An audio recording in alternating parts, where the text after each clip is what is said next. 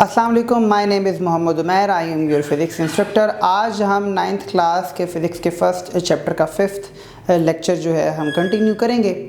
जो स्टूडेंट्स हमारे इस चैनल पे न्यू हैं, हमारे चैनल को सब्सक्राइब करें, वीडियोस को लाइक करें और बेल आइकन पे क्लिक करें ताकि ज़्यादा से ज़्यादा न्यू वीडियोस का नोटिफिकेशन आपको हासिल हो सकें और आप उनसे फ़ायदा उठा सकें। तो चलिए जी लेक्चर की तरफ मूव करते हैं।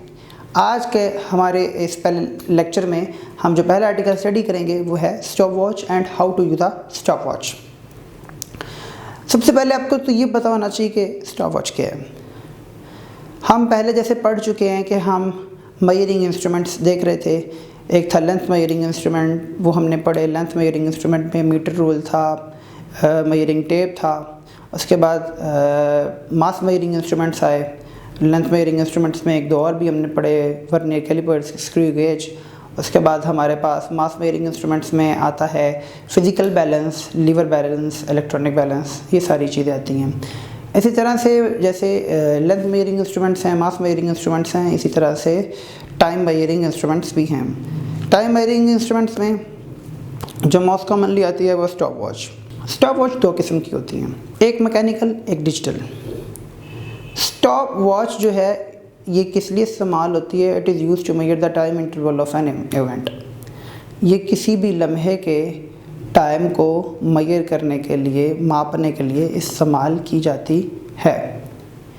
आपने अक्सर वो गेम्स देखी होंगी, अक्सर स्पोर्ट्स ऐसे देखे होंगे जिसमें जो एथलीट्स हैं जो वो भागना शुरू करते हैं तो स्टॉप वॉच का जो है वो टाइम स्टार्ट कर दिया जाता है। जब वो अपना लैप कंप्लीट करते हैं तो टाइम कंज्यूम जितना हुआ होता है वो उनको पता चल जाता है। जैसे वो लैप कंप्लीट करते हैं स्टॉप वॉच को स्टॉप कर देते हैं तो स्टार्टिंग और एंडिंग टाइम जो है वो आपके पास आ जाता है कि इस जो एथलीट ने 200 मीटर की दौड़, 100 मीटर की दौड़, 400 मीटर की दौड़, 1000 मीटर की दौड़ को इतने मिनट्स में, इतने सेकंड्स में कंप्लीट किया है। आपने देखा होगा अक्सर घोड़ों की रेस होती है, कार्स की, बाइक्स की रेस होती है, तो उसमें भी यही होता है कि वो सेकंड्स का जो है कोई एक इंटरवल जो है वो भी मैटर करता है। क्योंकि पिछले अगर किसी एथलीट ने कोई रिकॉर्ड लगाया है, अगर एक हम बात करें यूसेन बोल्ट की, तो यूसेन बोल्ट ने पहले इंटरनेशनल रिकॉर्ड तोड़े, फिर अपने ही रिकॉर्ड तोड़े उसने दोबारा। तो अपने जब उसने रिकॉर्ड तोड़े तो वो नैनो सेकेंड्स और सेकंड्स के जो है ना वहाँ पे टाइम इंटरवल भी मैटर करते हैं। जब आप किसी ओपोनेंट का रिकॉर्ड भी तोड़े होते हैं वहाँ पर भी जो है टाइम जो है वो बहुत मैटर करता है। तो टाइम जो है उसको मेजर करना भी हमारे लिए ज़रूरी है कि अगर आप एक टास्क परफॉर्म करवा रहे हैं, एक काम कर रहे हैं, तो उस काम को करते हुए, उस टास्क को परफॉर्म करवाते हुए आप कितना टाइम कंज्यूम करते हैं। मिसाल के तौर पर अगर आप एक मैनेजमेंट कंपनी में काम कर रहे हैं और आपके बॉस ने आपको कहा है कि ये जाओ, ये फ़ाइल जो है वो कंपाइल करके लेके आओ, ये मैंने तुम्हें नोट्स दिए इनकी समरी बना के लेके आओ और जल्दी से मेरे पास आओ। अगर आप जाते हैं और 5-5, 6-6 घंटों तक बैठे रहते हैं, उसको बनाते हैं, उसकी एफिशिएंसी आपकी यहाँ से पता चलेगी। यहाँ आप जाते हैं और वो काम को उसी काम को या तो आप 5-6 घंटे में कर लें या उसी काम को आप आधे घंटे में कर लें, आधे घंटे में करके लेके आते हैं, क्वालिटी भी बिल्कुल बेहतरीन होती है। तो आपकी जो एफिशिएंसी ये पता चलती है कि आप उस काम को कितनी जल्दी कर पाए हैं और कितना अच्छे से कर पाए हैं। तो ये टाइम जो है वो आपकी एफिशिएंसी जो है, आपकी क्रेडिबिलिटी बनाता है कि ये जो शख्स है ये काम भी बहुत आला पाए का कर रहा है और वक्त भी है जो वो बहुत कम कंज्यूम कर रहा है। सो इससे पता चलता है कि आप जो है उस काम में कितना एफिशिएंट हैं। तो स्टॉप वॉच ही उस टाइम मेजरिंग इंस्ट्रूमेंट के एक सिलसिलावार कड़ी है। स्टॉप वॉच जो है वो दो किस्म की होती है, हम पहले पढ़ चुके हैं, mechanical, digital. Mechanical stop watch का जो लीस्ट काउंट होता है वो होता है 0.1 सेकेंड और जो डिजिटल स्टॉप वॉच का लीस्ट काउंट होता है वो होता है 0.01 सेकेंड। इसका मतलब है डिजिटल स्टॉप वॉच की जो एक्यूरेसी है वो मैकेनिकल स्टॉप वॉच से ज़्यादा अच्छी है। लीस्ट काउंट आपको पता है, लीस्ट काउंट वो कम से कम वैल्यू होती है जो कोई भी मेजरिंग इंस्ट्रूमेंट एक्यूरेटली मेजर करता है। अब आगे आ जाता है how to use a stopwatch. Stopwatch को आपने कैसे इस्तेमाल करना है, मैकेनिकल और डिजिटल। मैकेनिकल स्टॉप वॉच को कैसे इस्तेमाल किया जाता है, मैकेनिकल स्टॉप वॉच के ऊपर एक नॉब होती है, एक बटन टाइप का एक पोर्शन होता है, आप उसको स्टार्ट करते हैं तो वो स्टार्ट हो जाती है, उसकी जो नीडल है वो मूव करना शुरू हो जाती है। वन टाइम जब आप प्रेस करते हैं तो वो मूव करना शुरू हो जाती है, सेकंड टाइम जब आप प्रेस करते हैं तो वो स्टॉप हो जाती है, थर्ड टाइम जब आप उसको प्रेस करते हैं तो उसकी जो नीडल है जहाँ पे स्टॉप हुई होती है तो उसकी तमाम की तमाम नीडल्स मिनट सेकंड्स की, अगर घंटे हैं घंटों की वाली नीडल है तो वो भी, वो तमाम की तमाम नीडल्स जो हैं वो इनिशियल ज़ीरो सेटिंग पे आ जाती हैं।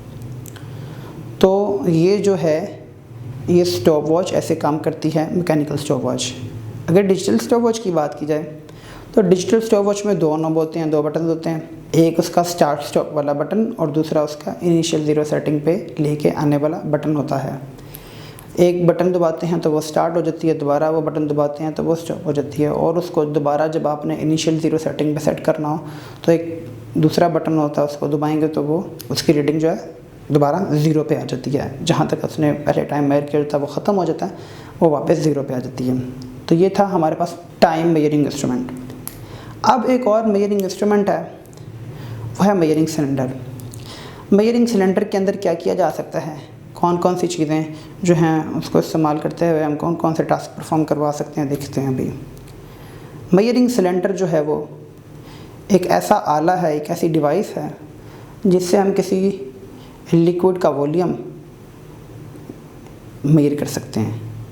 इसमें किसी पाउडर सब्सटेंस का भी जो है वॉल्यूम मेजर किया जाता है। इसमें इर्रेगुलर शेप के जो स्मॉल ऑब्जेक्ट्स हैं उनके वॉल्यूम का भी मेजर किया जाता है डिस्प्लेसमेंट मेथड के ज़रिए। ये डिफरेंट रेंजेस में होते हैं, ये 25 मिलीलीटर से 2500 मिलीलीटर, 200 मिलीलीटर से लेके 2500 मिलीलीटर तक भी ये वेरी करते हैं। इसमें अगर आपने रीडिंग एक्यूरेटली लेनी है और आप चाहते हैं कि आपकी रीडिंग गलत ना हो, आपकी रीडिंग ख़राब ना हो, तो आप क्या करें, उस मेजरिंग सिलेंडर को पकड़ें और आँखों के बिल्कुल सामने रखें। आँखों के सामने कुछ यूँ रखना है कि जहाँ पर वो मेजरिंग सिलेंडर के अंदर आपने लिक्विड भरा हुआ है वो आपकी आँख के लेवल पे हो, आपकी आँख के बिल्कुल लेवल पे होगा, तब आपको उस मेजरिंग सिलेंडर के ऊपर जो स्केलिंग हुई होगी उसकी रीडिंग एक्यूरेटली आपको नज़र आएगी। अगर आपने उस मेजरिंग सिलेंडर के अंदर लिक्विड भर के उसको अपनी आँख से ऊपर या अपनी आँख से नीचे रख के आप उसको ऑब्ज़र्व कर रहे हैं, उसके ऊपर मार्क की हुई वैल्यूज़ को, तो यकीन जानिए जो रीडिंग है वो गलत आएगी, जो मार्क वैल्यू है वो गलत हो जाएगी। इससे फिर आपका जो है एक्सपेरिमेंट का रिज़ल्ट गलत आ जाएगा।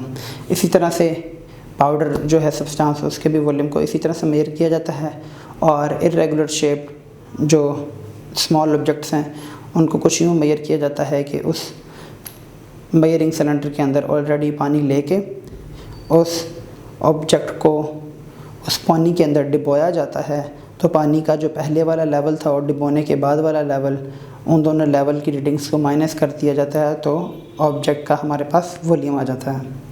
तो ये था जी मेजरिंग सिलेंडर। इसके बाद जो तीसरा आर्टिकल हमारे पास आता है वो है सिग्निफिकेंट फिगर्स। सिग्निफिकेंट फिगर्स क्या हैं, किसी भी रीडिंग के अंदर